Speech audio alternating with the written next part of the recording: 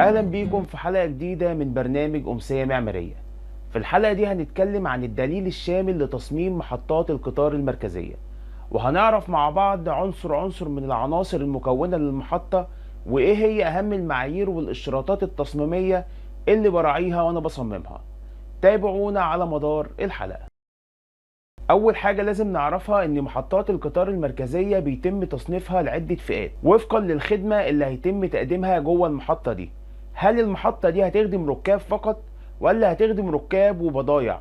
فلو شفنا على سبيل المثال محطة الركاب، هنلاقي موقعها بيبقى قريب من التجمعات السكانية الكبيرة، وبيتم فيها مراعاة كل الأعمال اللي بتقدمها المحطة دي، من تسهيل حركة الركاب في الصعود والنزول، وكمان توفير الخدمات اللازمة. وأهم مكونات محطة الركاب هو مبنى الركاب اللي بيتم استخدامه في الوصول والمغادرة، وكمان الأرصفة والممرات اللي هتبقى فوق الأرض أو تحت الأرض، وكمان مباني الخدمات اللي هتبقى موجودة في المحطة، ومباني التخديم والصيانة. ونهتم بمفهوم عناصر الحركة الرأسية والأفقية. والنوع التاني من المحطات هو محطات الشحن اللي بتبقى قريبة أكتر من التجمعات الصناعية والزراعية والتجارية، وقريبة من المدن الكبيرة والمناجم، وبيتم مراعاة الأعمال اللي هتقدمها المحطات دي زي فكرة الشحن وتفريغ البضائع. أما النوع الثالث من المحطات هو المحطات المختلطة اللي بتخدم الركاب وفي نفس الوقت بضايع الشحن. ولازم وأنا بصمم أي نوع من المحطات أراعي معايير الاستدامة، سواء كانت الاستدامة دي هي الاستدامة الاقتصادية من خلال توفير فرص الاستثمار داخل المحطة، من خلال اللي انا بعمل محلات تجارية بتجيب عائد استثماري للمحطة، او ممكن يبقى مرفق بالمحطة فراغات ادارية اللي اقدر من خلالها اوفر فرص عمل، او ان انا اطبق المعيار التاني هو الاستدامة البيئية من خلال التركيز على مفهوم التصميم المستدام، عن طريق ان انا بستخدم تقنيات بترشد في استهلاك الطاقة في المحطة، واعظم من استخدام الاضاءة الطبيعية والتهوية الطبيعية، او من خلال تحقيق الاستدامة الاجتماعية من خلال توفير فراغات. الفراغات دي ممكن تكون خدمية أو ترفيهية بتسمح بالتفاعل الاجتماعي ما بين الركاب. ولو ابتدينا نتكلم على عناصر المحطة، لازم ندرس رحلة الراكب من أول ما بيحجز التيكت بتاع القطر من خلال ابليكيشن أو من مكاتب التذاكر اللي موجودة في المحطة لغاية ما يركب القطار. فهلاقي أول مرحلة بفكر فيها هي مرحلة الوصول للمحطة، فبفكر إني بوفر له أماكن انتظار، هتكون أماكن انتظار للسيارات وأماكن انتظار للدراجات وأماكن انتظار للباصات. ولازم أدرس الساعة التصميمية للمحطة عشان أقدر من خلالها أحسب الساعة بتاعة مواقف السيارات، وهل الساعة دي هحلها كلها كمواقف فوق الأرض ولا هحتاج مواقف تحت الأرض. وراعى وأنا بصممها إني أخصص أماكن لذو الهمم بتصل ل5%، وبحد أدنى 2 موقف سيارة. وبعدين بنكمل رحلة الراكب للوصول للمحطة من خلال الاهتمام بمفهوم المداخل للمحطة، عن طريق اني ممكن ابرزها معماريا من خلال استخدام تشكيل مميز ليها، او استخدام فكرة التضاد في الماتيريال زي فكرة استخدام الزجاج مع وكمان اهتم بمفهوم العلامات الارشادية عشان يقدر يحدد الراكب مسارات الحركة داخل المحطة، وحاول اهتم بتوفير مسارات حركة رأسية بالقرب من المدخل.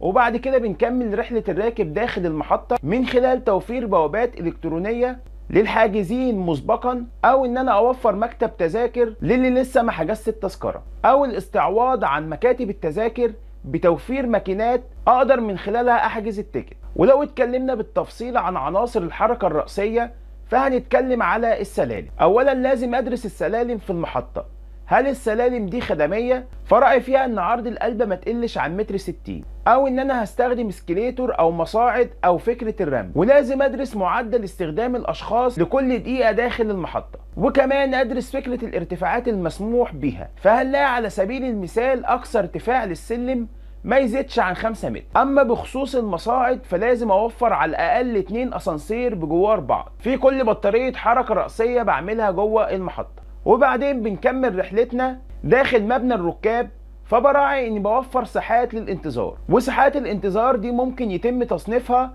عن طريق تخصيص جزء منها لكبار الزوار ويكون ليهم مدخل منفصل.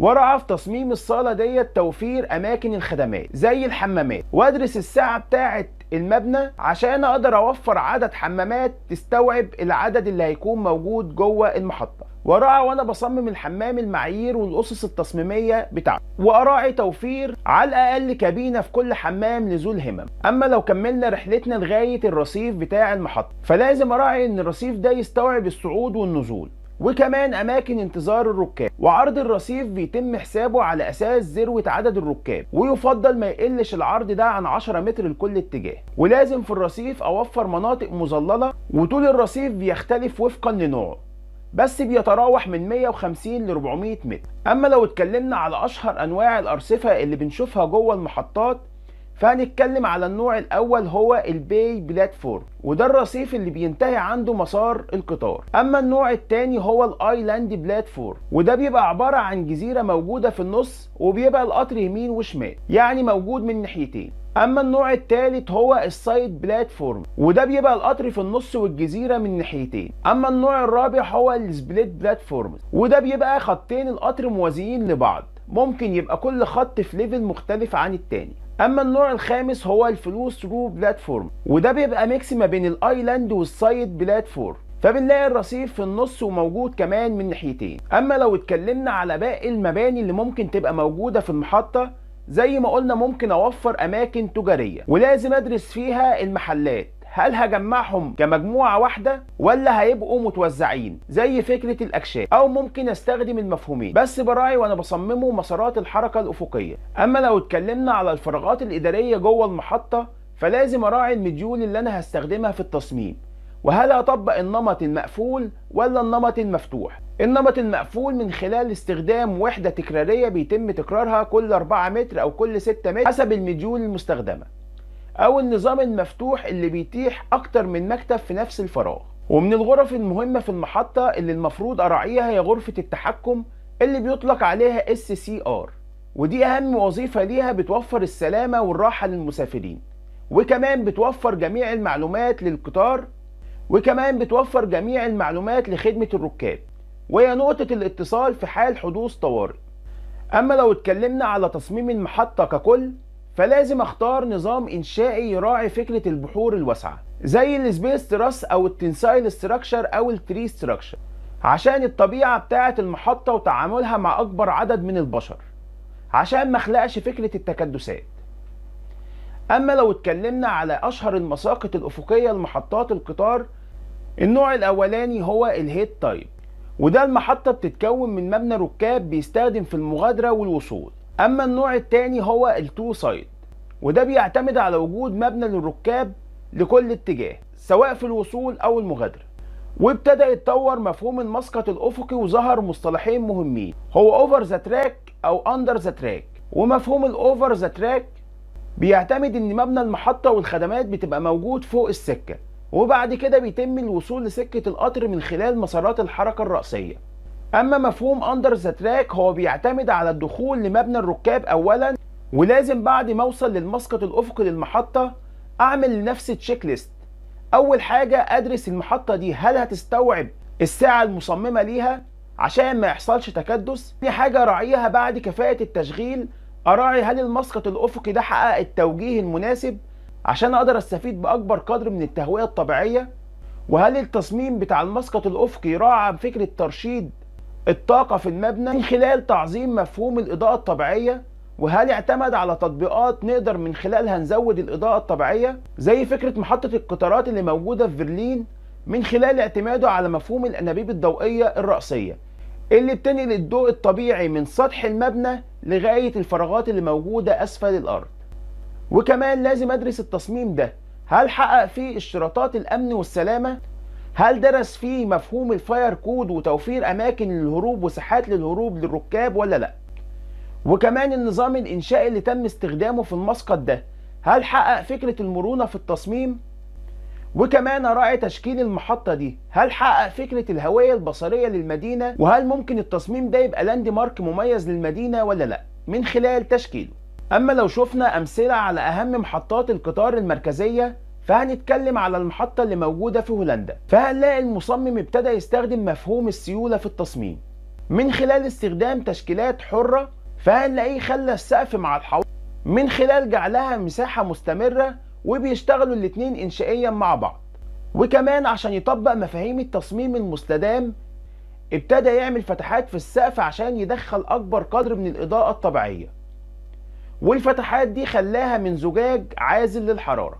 ولو بصينا على حل المسقط الأفقي فهنلاقيه طبق مفهوم أندر ذا تراك، من خلال إن هو خلى المحطة على ليفل، أول ليفل فوق سطح الأرض خلاها كلها كمواقف للسيارات، وبعدين أول ليفل كخدمات، ثم التدريج للوصول لمحطة سكك القطار. والمثال الثاني على محطات القطار المركزية هي محطة القطار اللي موجودة في بكين، وهي على مساحة بتبلغ حوالي 297 ألف متر مربع. الفكرة التصميمية للمحطة تم استوحائها من التراث، والمعماري طبق فكرة مميزة عشان يحد من التكدس، وهو إن خلى الوصول في ليفل والمغادرة في ليفل تاني خالص، واستخدم نظام إنشائي سبيس فريم دوم، والسقف فيه فتحات بتسمح بمرور الإضاءة الطبيعية، وكمان الواجهات استخدم مفهوم الزجاج المزدوج العازل للحرارة.